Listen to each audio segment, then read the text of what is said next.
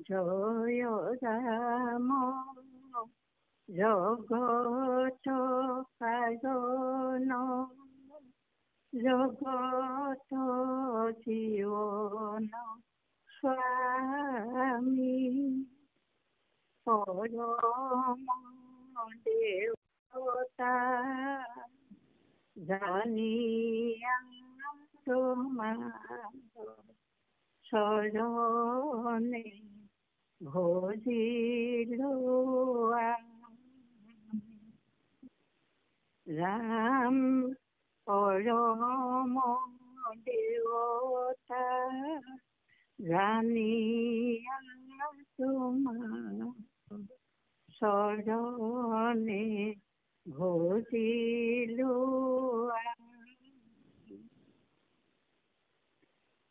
মাধব মাধব কৃষ্ণ কৃষ্ণ মহাকৃষ্ণ একান্ত সেবী আছে অপ্রার্থনা প্রভু নিশ্চিত যশোক গ্রহণ কৰক কৃষ্ণ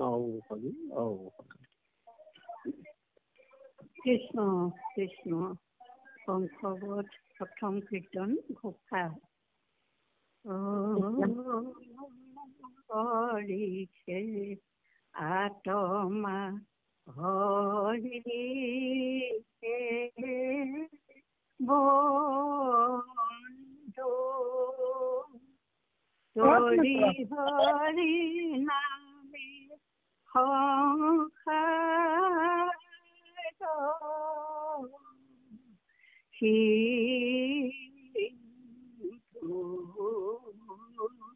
হৰিষে আত্মা হৰিষে বন্ধু হৰি হৰি নামে সংসাৰ Sindhu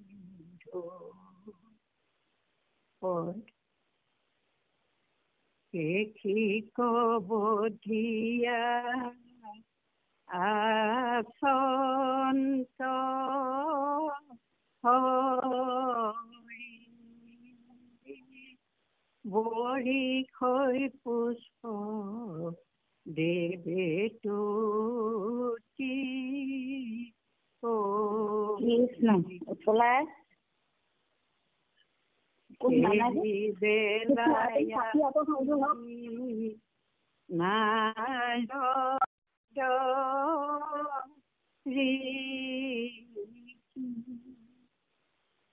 Krishna কবুলিলা মহাহৰি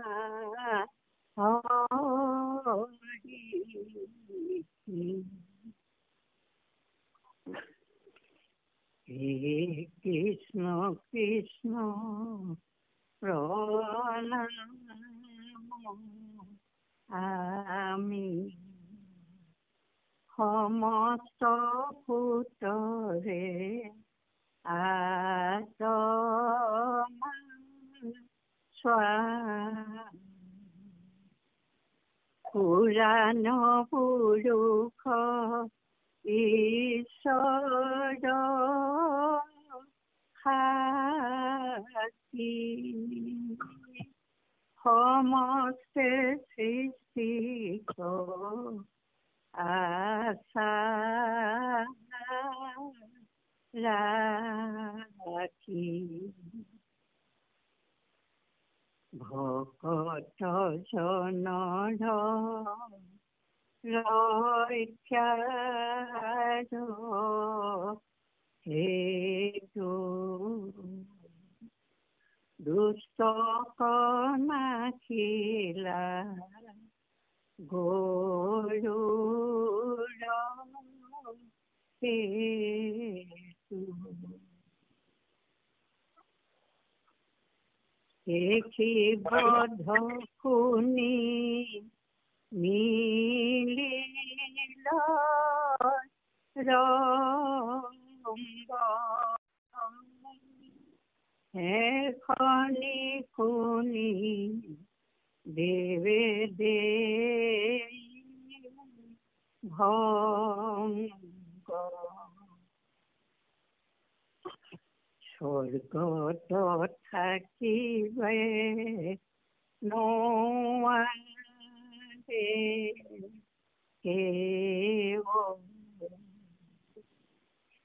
Keki kabotia torila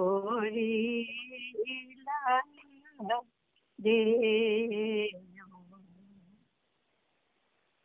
প্রভাতে কালি মথুরা যাইবা ধুবাক মারিয়া ধেনু ভাঙ্গিবা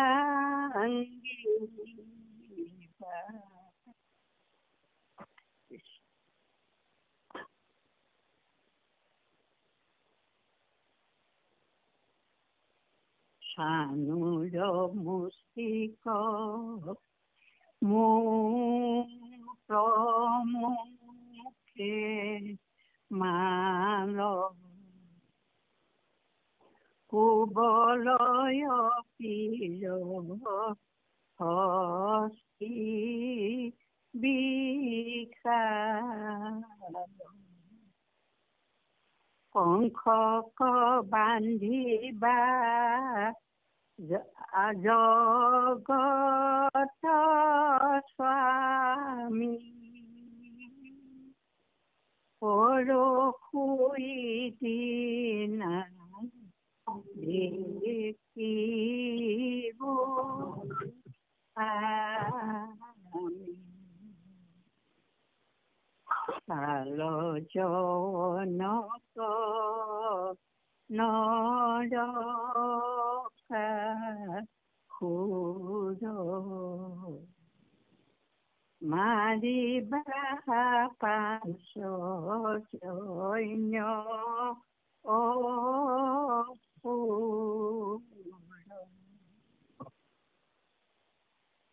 কৰিবা বিহা কন্যা ভগৱন্ত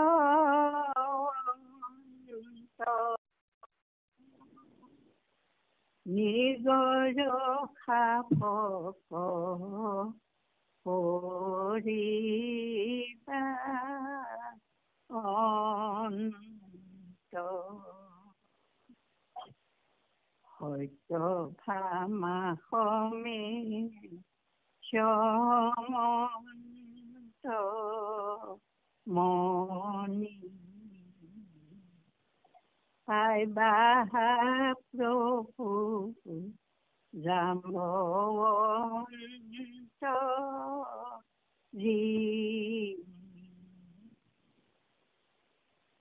মৃতক পুত্ৰ দিয়া বিপ্ৰ লীলায়ে বধিপা পণ্ড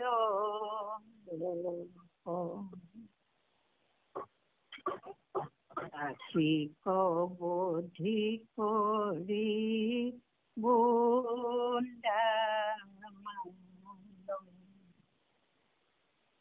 মাৰিবা দন্ত বক্ৰ শিশু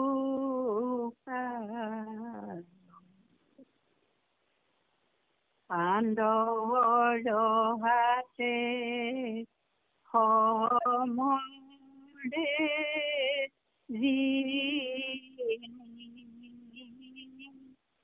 মৰাইবা অষ্টাদশ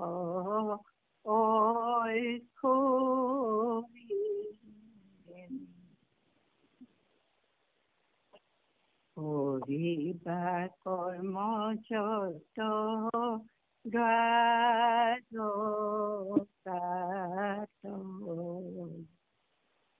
দেখিব আনন্দে থাকি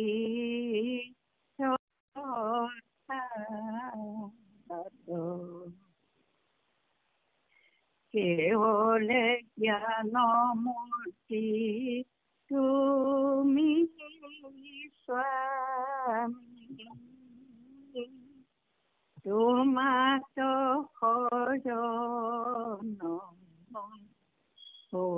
সখিলো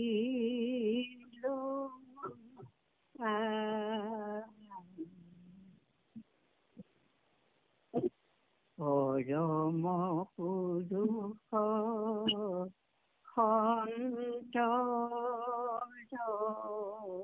গতি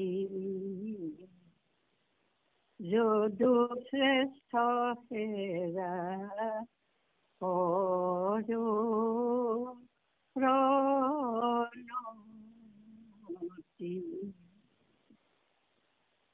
আনন্দে নাদতে এতে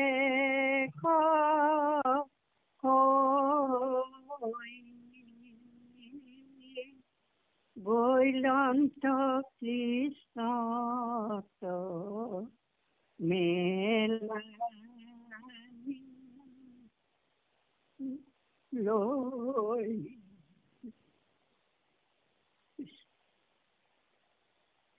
গোবিন্দু কেখি অসুৰ কমাৰি ব্ৰজৰ আনন্দ বঢ়ায়া হৰি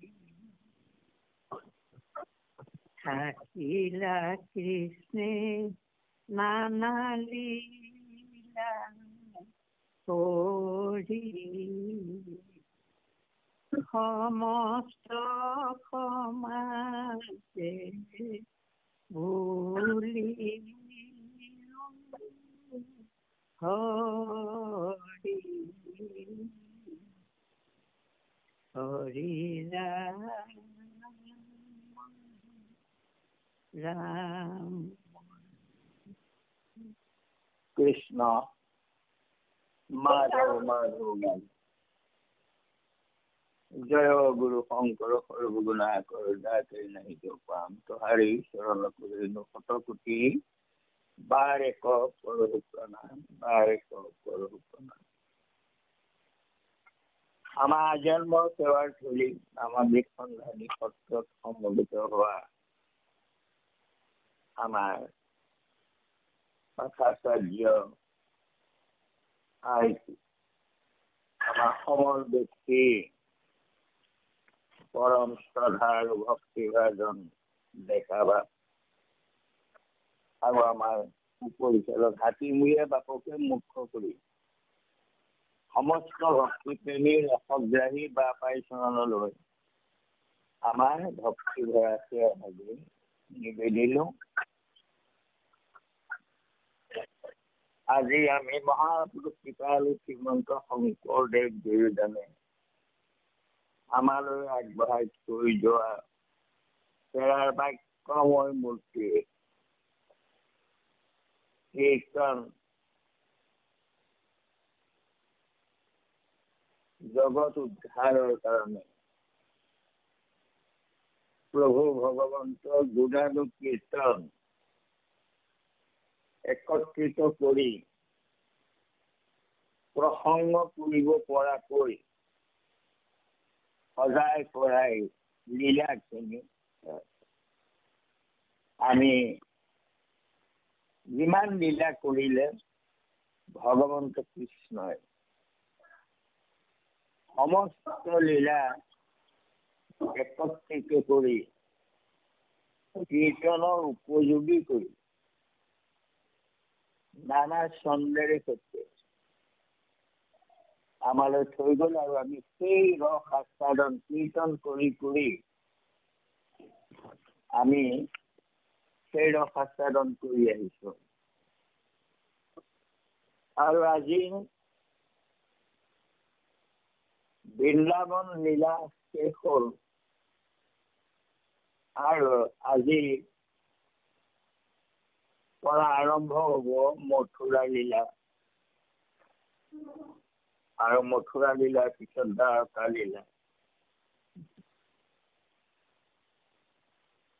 এই মথুৰা লীলালৈ লীলাৰ কথাখিনি অৰ্থাৎ আমাৰ পৰম তত্ত্ব ৰাস ভগৱন্তৰ লীলা তত্ত্ব, জীৱাত্মা পৰমাত্মা মিলনৰ তত্ত্ব, এই কথাখিনি প্ৰকাশ কৰাৰ পিছতে মথুৰা লীলা আৰম্ভ কৰিব। অৰ্থাৎ আমি ভকতিৰ চূড়ান্ত তত্ত্বটো বুজি পালো যে জীৱাত্মাই পৰমাত্মাৰ গুণ লীলা শ্ৰৱণ কীৰ্তন কৰি আনন্দ লাভ কৰি থাকিব লাগিব। অৰ্থাৎ আৰু সেই ৰস আস্বাদন কৰিবলৈ আমাৰ সম্বল কি? ভগৱন্তৰ লীলা অৱতাৰ, লীলাখিনি, গুণ লীলাখিনি। আৰু তাকেই আৰম্ভ হৈছে প্ৰথম কীৰ্তন ভাগিতে হৰিকে আত্মা হৰিকে বন্ধু। হয়, হৰিৰে সকলোৰে আত্মা, সকলোৰে বন্ধু। তোৰি হৰি নামে সংসাৰ সিন্ধু। একমাত্ৰ নামৰ দ্বাৰাহে সংসাৰ সিন্ধু পাৰ হব পাৰে। নামেৰে সংসাৰ সিন্ধু পাৰ হোৱাৰ একমাত্ৰ উপায় হৰিনাম।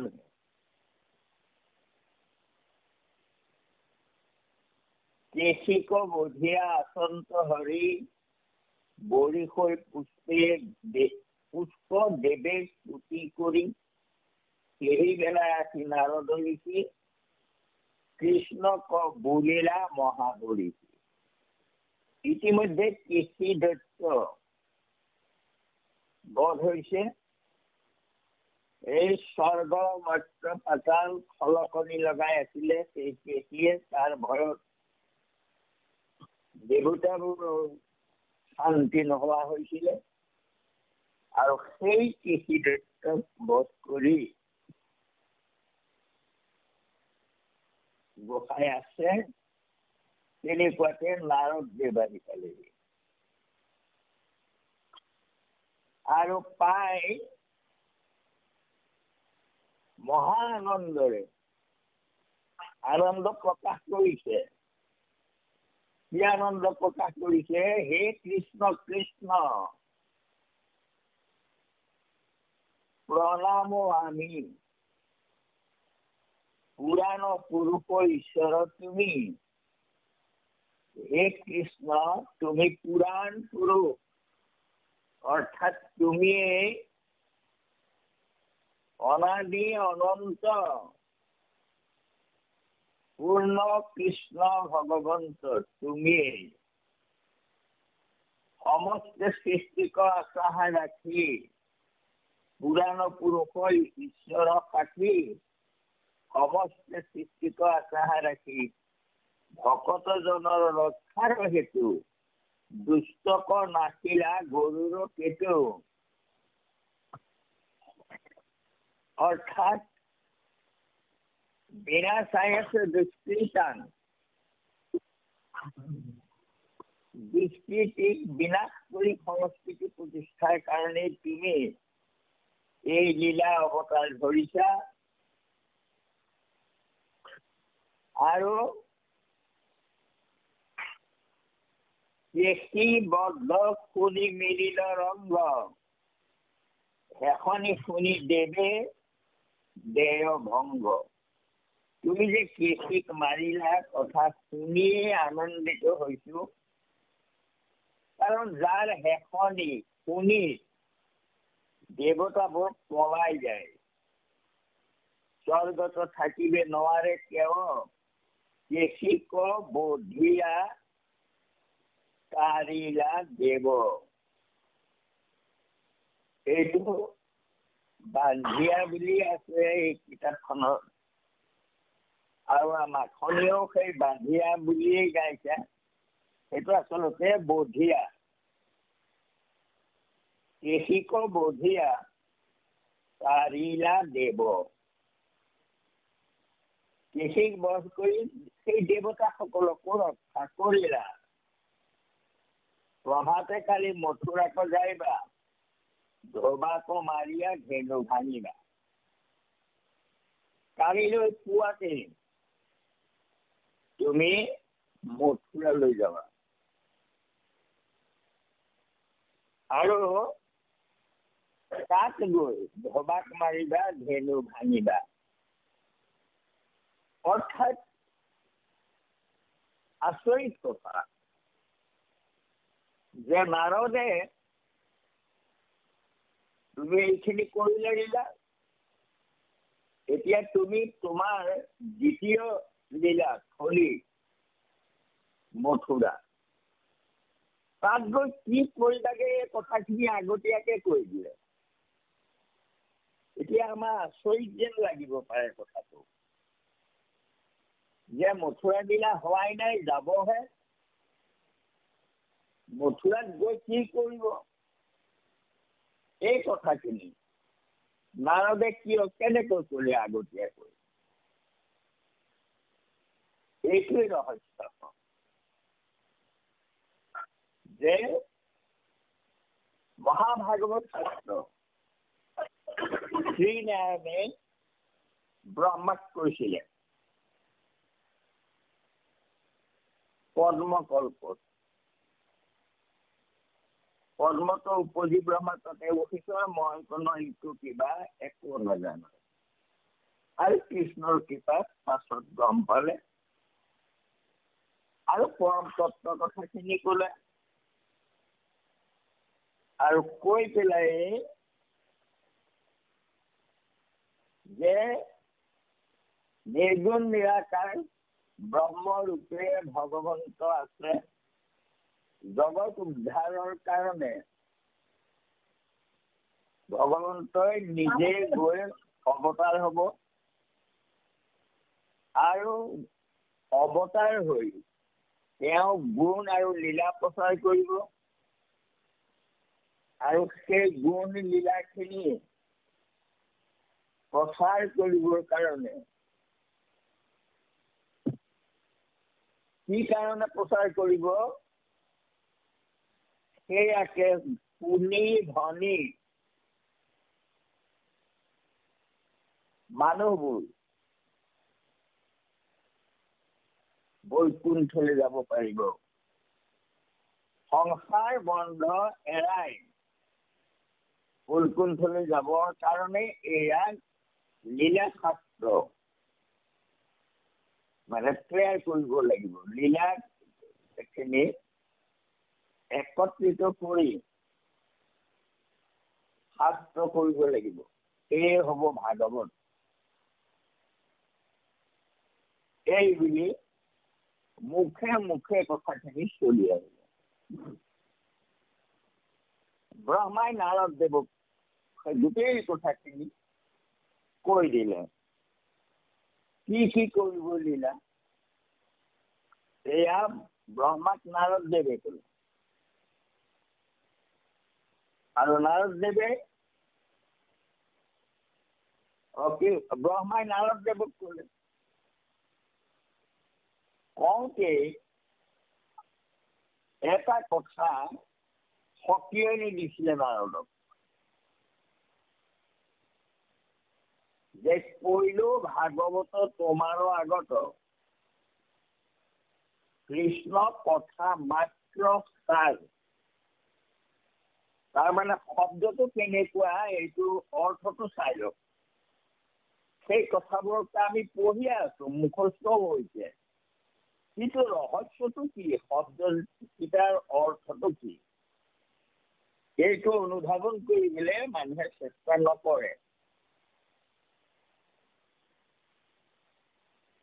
ব্ৰহ্মাদেৱে কৈছে যে মই তোমাক যে এই ভাগৱত লীলা কথাখিনি কলো,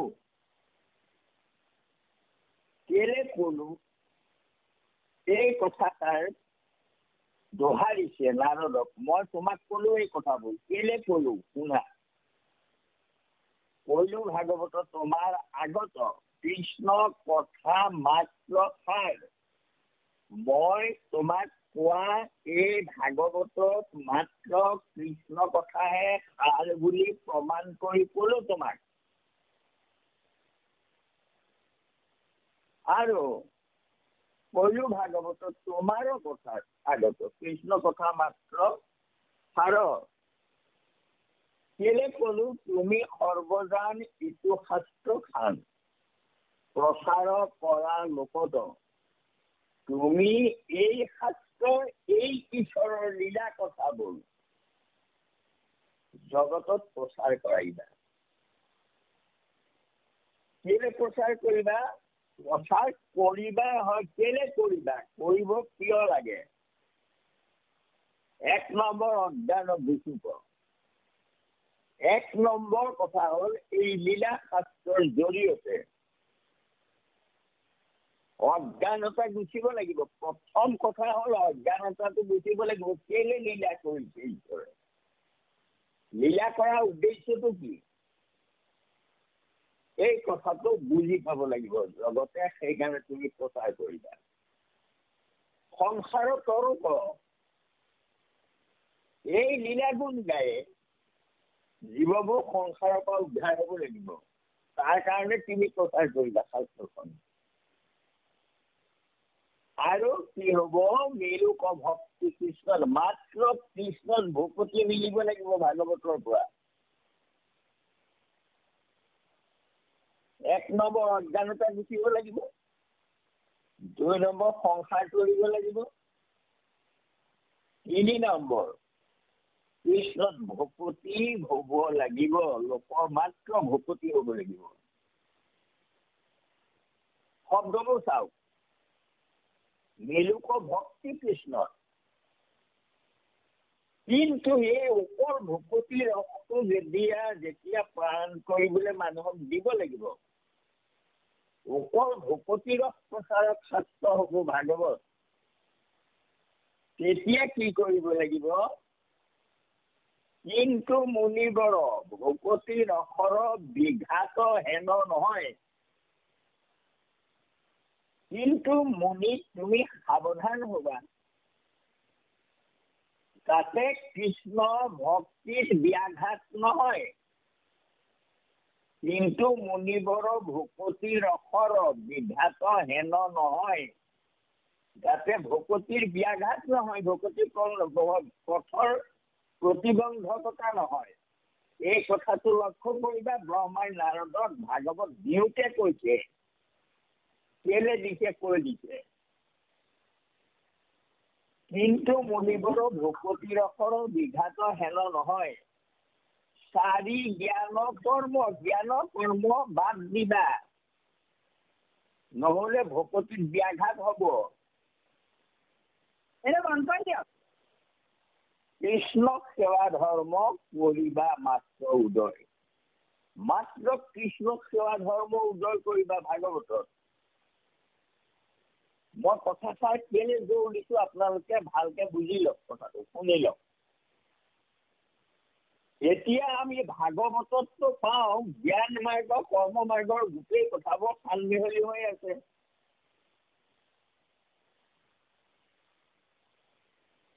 ব্ৰহ্মাৰ নাৰদক ভাগৱত দিওঁতে ক'লে জ্ঞান আৰু কৰ্ম বাদ দিবা, বাদ দি পেলাই ভকতি প্ৰকাশ কৰিবা।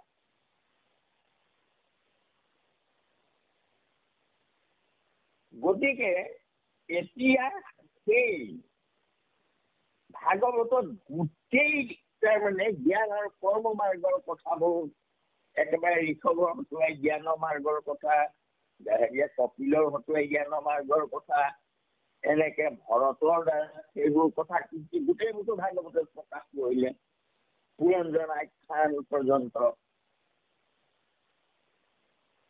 তেনে এতিয়া সেইবোৰ বাদ দি বুলি কৈছে ভাগৱতত কিয় হ'ল সেইবোৰ কথা?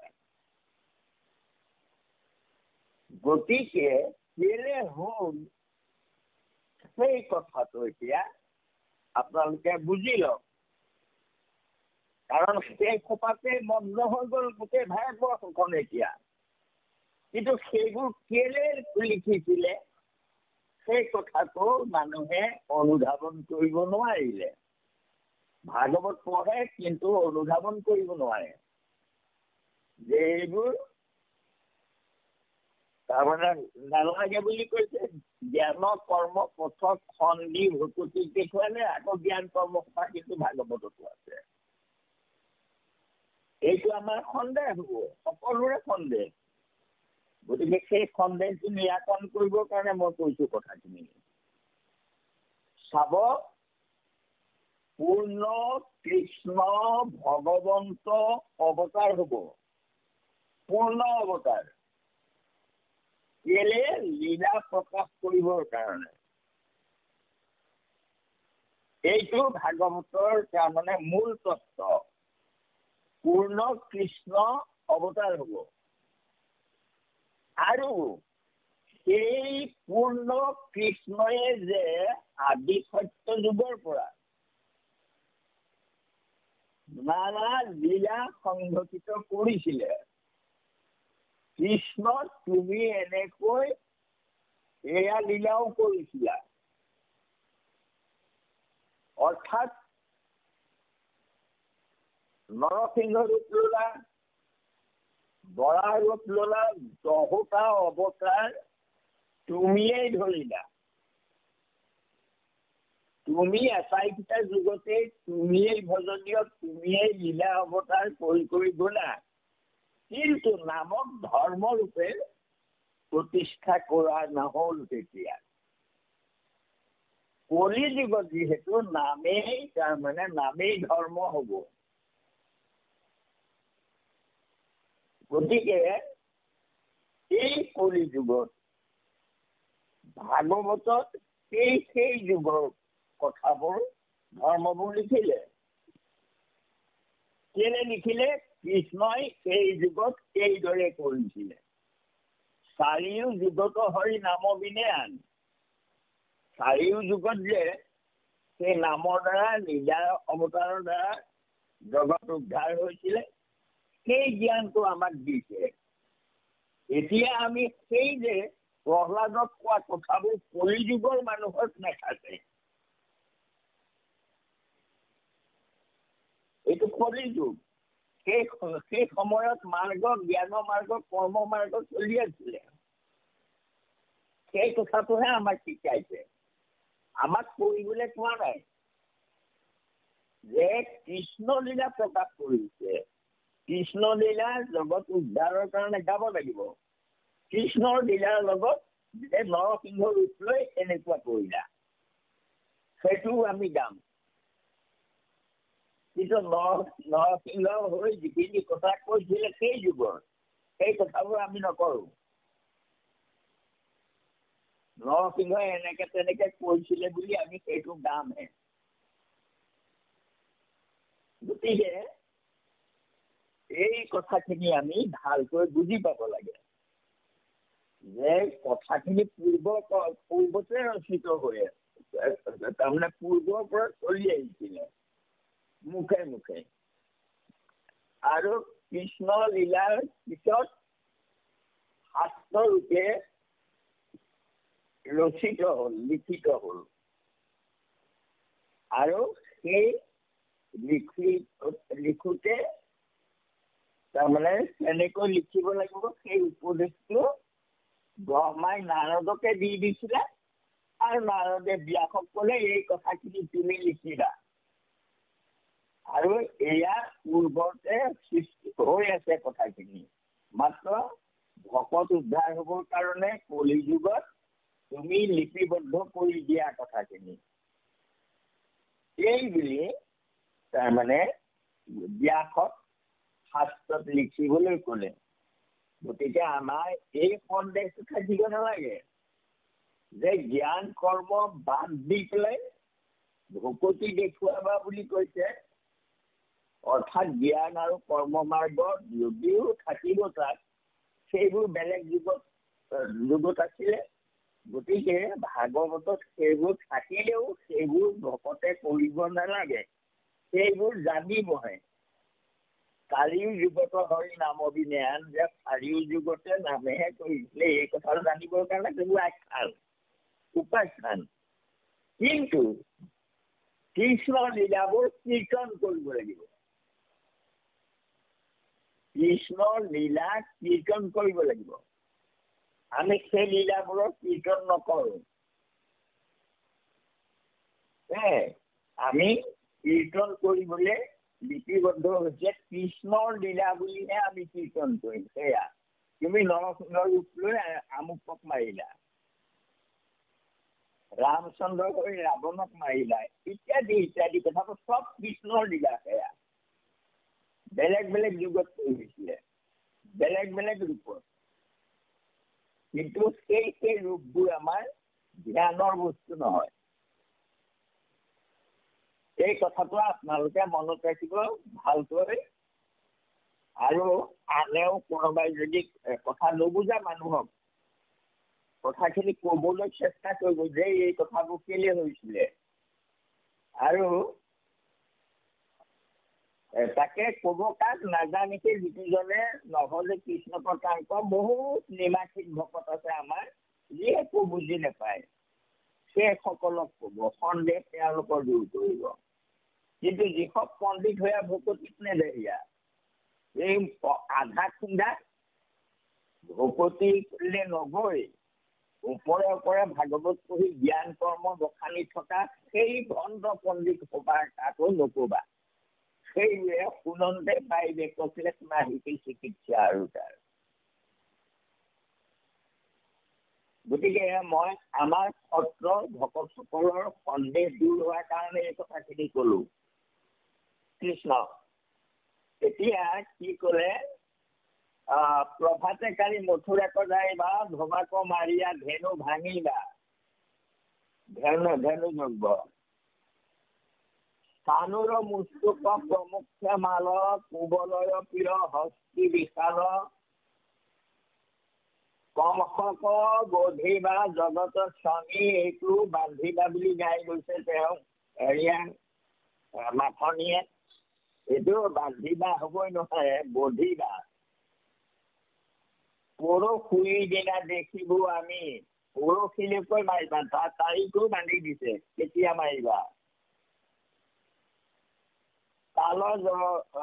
কাল জৱনক নৰকাসুৰ, মাৰিবাহা পাঞ্চ জন্য অসুৰ। এই যে অসুৰবোৰ মাৰিব লাগিব, এয়াও কৈছে। আৰু কি লীলা কৰিবা বিহা কন্যা ভগৱন্ত, নিজৰ সাপক কৰিবা অন্ত, নিজৰ দ্বাৰ সাপ অন্ত কৰি দিবা। সত্য ভামাসমে সামন্ত মণি, পাইবাহা প্ৰভু যাবন্ত যিনি। এয়া কৰিবা তুমি। আৰু মৃতক পুত্ৰক দিয়া বিপ্ৰক, লীলায় বান্ধিবা নিপ বধিবা। এইটো বান্ধিবা বুলি লিখা আছে। লীলায়ে বধিবা নিপপৌণ্ডক, তাৰপিছত কাশিক কেশিক বধি কৰি বুন্দামাল, মাৰিবা দন্ত বক্ৰ শিশুপাল, এইবোৰক মাৰিবা।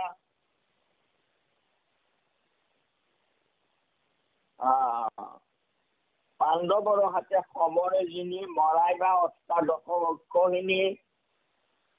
পাণ্ডৱৰ হাতত সমৰত জিনাই অষ্টাদশ অক্ষহিনী, তাৰমানে ভূমিৰ ভাৰ হৈ থকা এই যিবোৰ মাৰিবা, মৰাবা। কৰিবা কৰ্ম যত জাৰকাত, দেখিব আনন্দে থাকি তথাত। দ্বাৰকাত গৈ যিমান লীলা কৰিবা, সেইবোৰ মই চাই আনন্দ পাম। কেৱলে জ্ঞানৰ মূৰ্তি তুমি স্বামী, একমাত্ৰ তুমিয়েই জ্ঞানময় মূৰ্তি, তোমাৰাই তুমিয়েই জ্ঞানৰ মূৰ্তি। তোমাক শৰণ পঢ়িলো আমি, তোমাৰ এই ৰূপত ময়ো শৰণ লৈছো প্ৰভু। নাৰদেও এইটো ৰূপতহে শৰণ লৈছো। পৰম পুৰুষ সন্তৰ গতি, যদু শ্ৰেষ্ঠ হেৰা কৰ প্ৰণতি। হে যদুকুল শ্ৰেষ্ঠ, তোমাক মই প্ৰণাম কৰিছো। আনন্দে নাৰদে এতেক কৰি, বৈজন্ত কৃষ্ণক মেলানি লৈ এইখিনি আগতীয়াকৈ কৈ থৈ তোমাৰ কাম আৰম্ভ কৰিব হ'ল। এতিয়া এয়া লীলা শেষ, এতিয়া তুমি বাকীখিনি কৰা গৈ। গোবিন্দ কেশী অসুৰক মাৰি ব্ৰজৰ আনন্দ বঢ়াই হৰি। আৰু ভগৱন্তয়ো কেশীক মাৰি ব্ৰজৰ আনন্দ বঢ়ালে।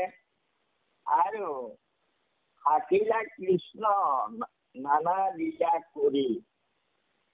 ভগৱন্তই নানা লীলা কৰিলে, সেয়া আমি গানগৈ। পিছত সমস্ত সমাজে ঘোষিও হৰি। সমস্ত সমাজে ঘোষি থকা, হৰিনাম ঘোষণা কৰা, কৃষ্ণ লীলা গাই গাই আনন্দ উপভোগ কৰা, আৰু পৰকালৰ কাৰণে নিজকে প্ৰস্তুত কৰা, এয়া গুৰুজনৰ আমাৰ প্ৰতি আহ্বান। আৰু এয়া আৰম্ভণিহে হৈছে, মথুৰা লীলা হবহে। গতিকে আমি লীলাৰ মাজলৈ যোৱাৰ আগতে নিজে প্ৰস্তুত হৈ ললো। কাহিনীখিনি আমি জানিম, আৰু পিছত গোটেই সেই লীলা যিমানবোৰ তাৰমানে কীৰ্তনত সন্নিৱিষ্ট কৰা হৈছে, এটাইকেইটা যুগৰ লীলাবোৰো তাৰমানে ইয়াত আমাক গাবলৈ দিব। আৰু ইতিমধ্যে চতুৰ্বিংশতি অৱতাৰত তাৰমানে সেইখিনি আমাক কৈ আহিলে, তেতিয়াও আমি গম পাইছো। গতিকে ইয়াৰ পিছৰ লীলা কীৰ্তনলৈ আমি যাম। আমাৰ মাত্ৰ এতিয়া গোৱাৰ কথা। কীৰ্তনত আমি আৰু এতিয়া কীৰ্তন গাই আনন্দ কৰিব লাগে, ভকতিৰ ৰস পান কৰিব লাগে, সদায় হৰি হৰি যাতে ঘূৰি থাকিব পাৰো। আনুষ্ঠানিকতা কৰিয়েই আমি ধৰ্ম কৰিলে নহব, যে আমি গোসাঁই ঘৰত সোমাই নাম গালো আৰু আমাৰ হৈ গ'ল। বাৰ্ষিক সেৱা পাতি নাম গালো আৰু গুৰুজনৰ উৎসৱ পাতি নাম গালো, এইবোৰ আনুষ্ঠানিকতা দেই। এই আনুষ্ঠানিকতাবোৰ তাৰমানে হেৰি হ'ব নালাগে, এইটো হৃদয়ৰ আনুষ্ঠানিকতা হ'ব লাগিব। অৰ্থাৎ অহৰহ আমি ঈশ্বৰৰ লীলা কীৰ্তন কৰি থাকিব লাগিব, য'তে থাকো তাতেই। আৰু কৃষ্ণক গুৰুজনক কীৰ্তনৰ মাজতে সোমাই থলে নহব, তেওঁকো আমাৰ হৃদয়লৈ লৈ আহিব লাগিব। ভগৱন্ত কৃষ্ণকো হৃদয়ত লৈ আমি সকলো য'তে থাকো তাতেই এয়া আমি অনুভৱ কৰিবলৈ চেষ্টা কৰিব লাগিব। আৰু গুৰুজনে আমাক কৃপা কৰিছে, সকলোকে কৃপা কৰিছে। আমি চিন্তা কৰিব নালাগে, মাত্ৰ সংশয়বোৰ দূৰ কৰি লৈ আমি ভকতি পথত অগ্ৰসৰ হ'ব লাগিব। কৃষ্ণ মাধৱ মাধৱ, এয়া এইখিনি আমি ক'বলৈ যাওঁতে হ'ব পৰা প্ৰাৰ্থখিনি আপোনাক সমৰ্পণ কৰিব। কোটি কোটি ঘৰৰ পৰাধনতে কৰমৰি দিয়া হয়, হে হৰিমুখ দাস হেন মানি সমীৰ কৃপাময়, সমীৰ কৃপাময়। কৃষ্ণ মাধৱ বান্ধৱ কৃষ্ণ শ্ৰীমন্ত শংকৰ হৰি ভকতৰ জানা যেন কল্পতৰু তাহান্ত বিনয় নাই নাই নাই। আমাৰ পৰম গুৰু, আমাৰ পৰম গুৰু, আমাৰ পৰম গুৰু কৃষ্ণ মাধৱ। কৃষ্ণ কৃষ্ণ। দাদা পঢ়ি যাওঁতে আমিও সেই শব্দটো কংসক বান্ধিবা, সেইটো ভুল হৈছে যেন লাগিছে। আকৌ দোহাৰিবলৈ দিগদাৰ পালো আৰু নহ'ব, ঠিকে আছে বাৰু। তোমাক হেৰি তাত লিখা আছে কাৰণে তুমি তেনেকে গাই দিছা, গাই যাব। হ'ব হ'ব হ'ব। আমি এতিয়া দোহাৰিছো। গোবিন্দু কেশী অসুৰ, গোবিন্দু কেশী অসুৰ,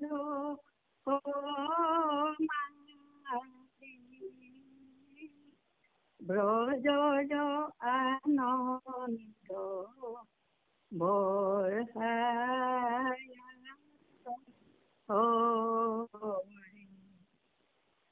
থাকিলা কৃষ্ণে নানা লীলা,